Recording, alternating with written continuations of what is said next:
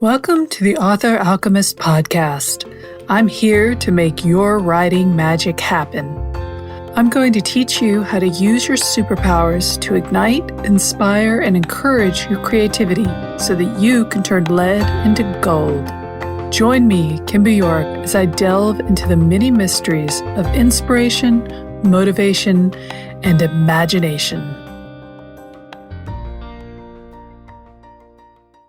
Well, hello, fellow writers. Welcome to the third episode of the Author Alchemist podcast. It's pretty exciting to me to record these for you. I'm actually a little nervous about doing podcasts.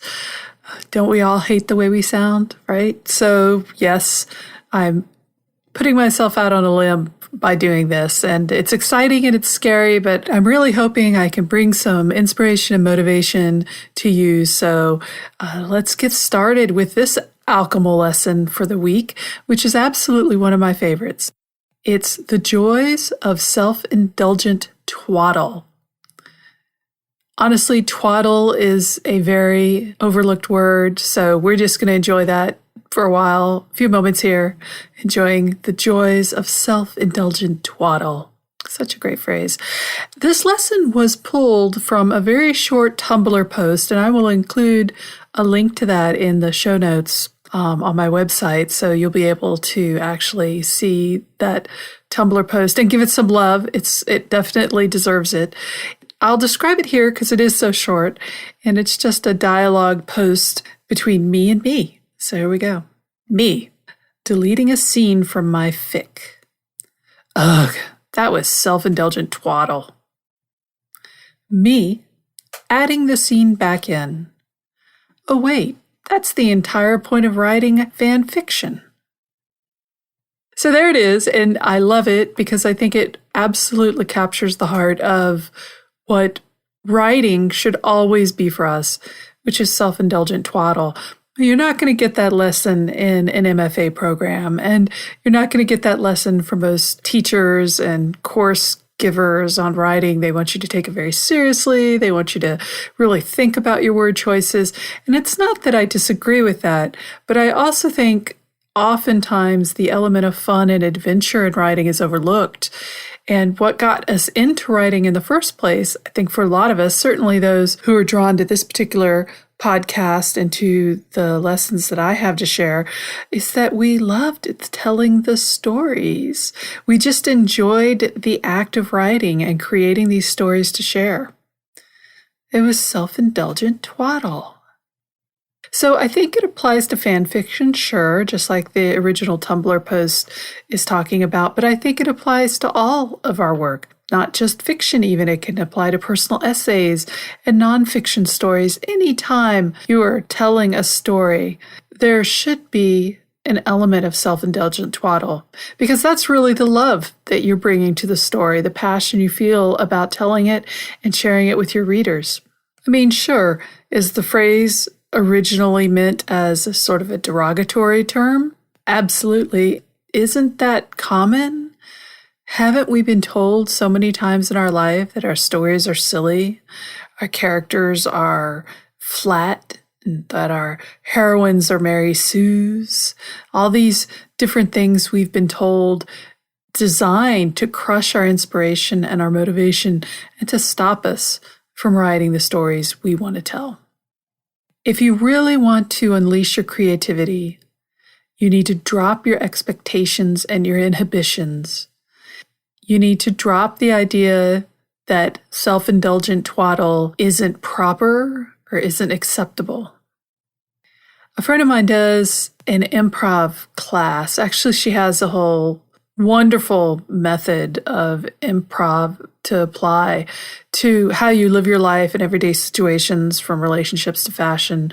She's in the midst of launching her own website and coaching soon, but it's all about using improv in your everyday life. And I love it because it applies to writing so hard. Oh, so hard. All writing is improv. I don't care how deep your outlines go. You're still making choices. You're deciding you're going left or you're going right. And you're making it up as you're going along, and you're having to make it coherent in the world that you've created, whether that's a fantasy setting or a romance setting or contemporary, whatever you've imagined that story to be. You have to make the decisions yourself to make that story happen. So when I'm talking about self-indulgent twaddle, and yes, I'm just going to keep saying that phrase because I just love it so much. When we're talking about self-indulgent twaddle, it really equates to improv for writers. You are moving forward with an idea, maybe even without a clear concept of what the destination is. You're taking that left turn, then you're taking that right turn. Your character gets on a plane. Your character doesn't get on a plane.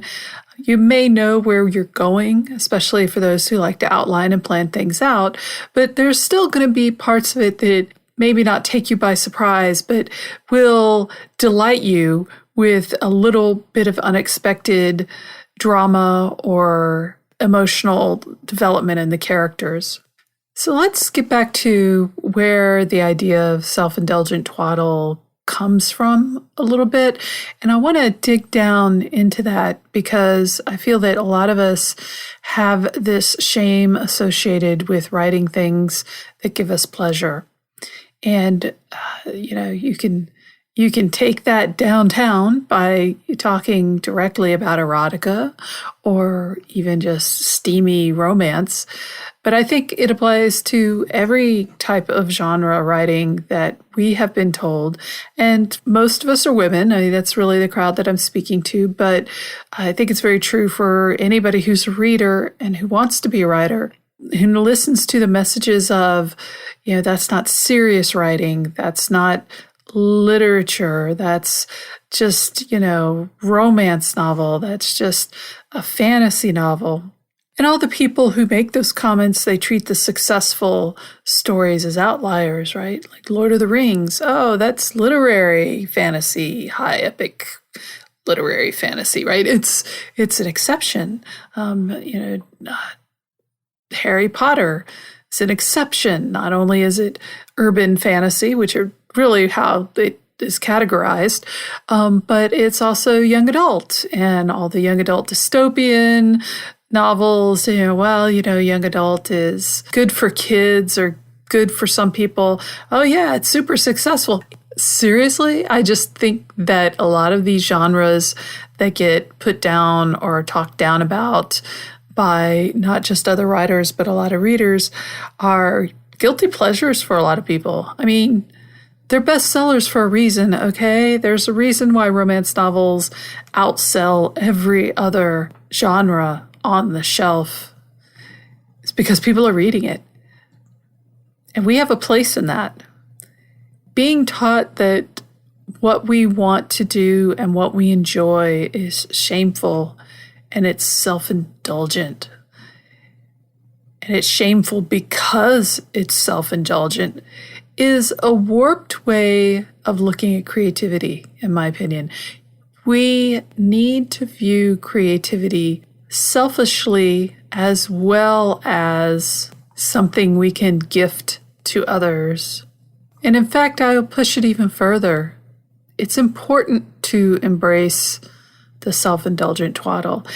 Even if you write it and you don't actually use it in a story, or you don't let anybody else read that particular story, or you delete those scenes eventually, the act of putting those ideas and those fantasies and those dream works of your mind out there onto the page or the paper, that unshackles your creativity and allows you to go even further into it and get to the really good stuff, which might still be self-indulgent twaddle, but it might be really good self-indulgent twaddle, right? It's a matter of digging down through the quality less than the social value of the content. Self-indulgent twaddle can be good and it can be terrible.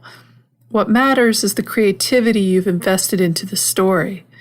And if we sit around telling ourselves that our creativity is negative, it's a bad thing and we should be ashamed of telling those stories, that our ideas are silly and unimportant, that, my friend, will not help your creativity at all.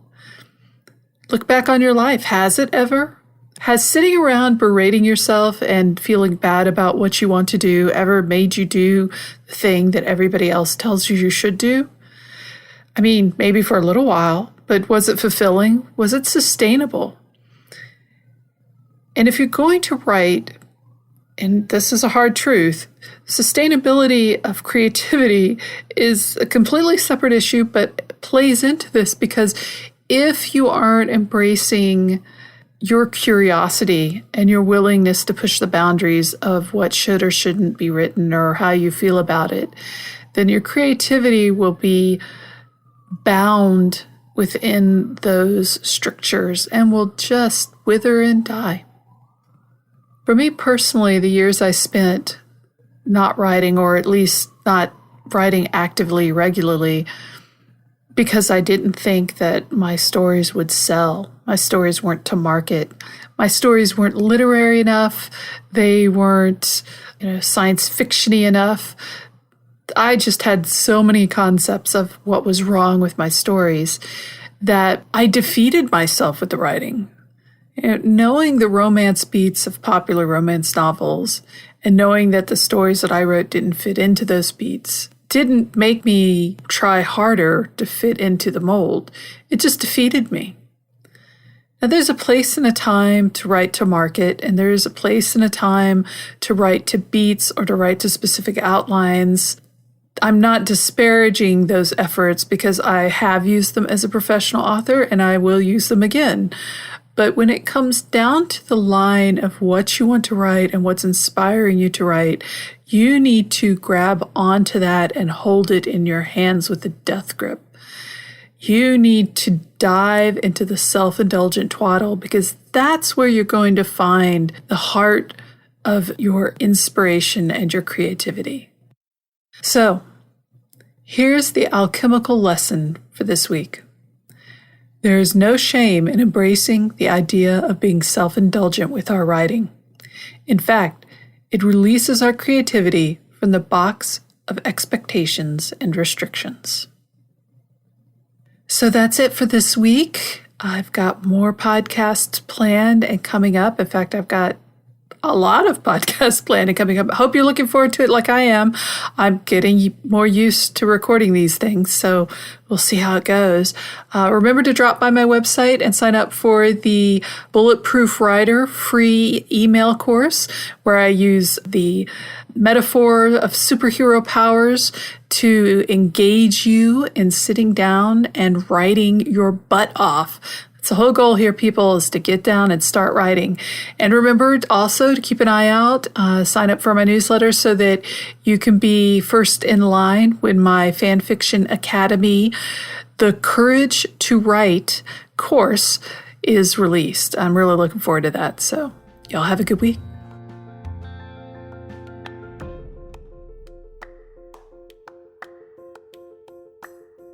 Thank you for listening to the Author Alchemist podcast. I'm Kim Boo York, and I hope this episode has helped to clear away the cobwebs from your inspiration and given you the power to write the stories you want to read. For more podcasts and other tools, please visit my website at www.authoralchemist.com or email me at kimbu@authoralchemist.com. I'd love to read your questions and feedback. Now, it's time for us to get some writing done. Talk to y'all soon.